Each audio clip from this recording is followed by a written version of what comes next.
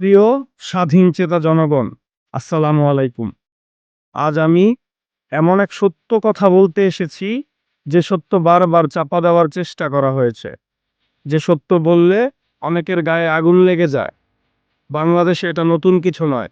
হুজুর, আলেম, ইমাম, মাদ্রাসার শিক্ষক গ্রেফতার, হয়রানি, মামলা, নজরদারি, এই ইতিহাস বহু পুরনো। তাদের অপরাধ কি? তারা কি চুরি করেছে?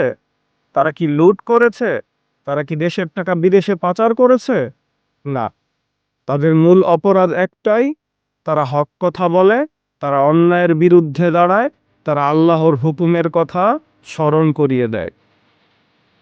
ইতিহাস সাক্ষী, এই দেশ দেখেছে, যখনই কোনো আলেম সত্য কথা বলেছে, যখনই কোনো হুজুর জুলুমের বিরুদ্ধে আওয়াজ তুলেছে, তখনই রাষ্ট্র তার নামে রাষ্ট্রদ্রোহী মামলা, ডিজিটাল নিরাপত্তা মামলা, উগ্রবাদ, উস্কানি ও নাশকতার তকমা লাগিয়ে দিয়েছে।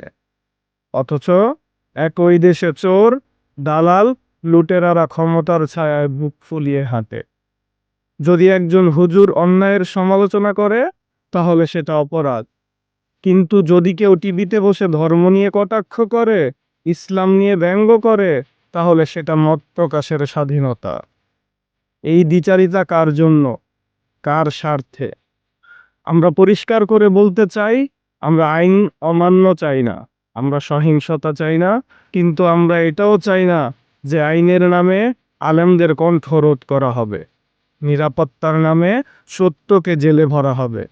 যে রাষ্ট্র আলেমদের দমন করে, সে রাষ্ট্র কখনোই স্থায়ী সমাধান পায় না। আজ আমরা দেখি, মিছিল হলে আলেম টার্গেট, বক্তৃতা হলে হুজুর টার্গেট, দাওয়াত হলে মাদ্রাসা টার্গেট, যে কোনো দাঙ্গা হাঙ্গামায় ইসলামিক কণ্ঠস্বর টার্গেট। অথচ যারা বিদেশি আধিপত্যের দালালি করে, যারা দেশের সার্বভৌমত্ব বিক্রি করে, তারা নিরাপদ। আলেমরা এই দেশের শত্রু নয়, মসজিদ এই দেশের শত্রু নয়, মাদ্রাসাও এই দেশের শত্রু নয়। শত্রু হলো জুলুম, দালালি, অন্যায় এবং সত্য বলার কণ্ঠকে রোধ করার রাজনীতি।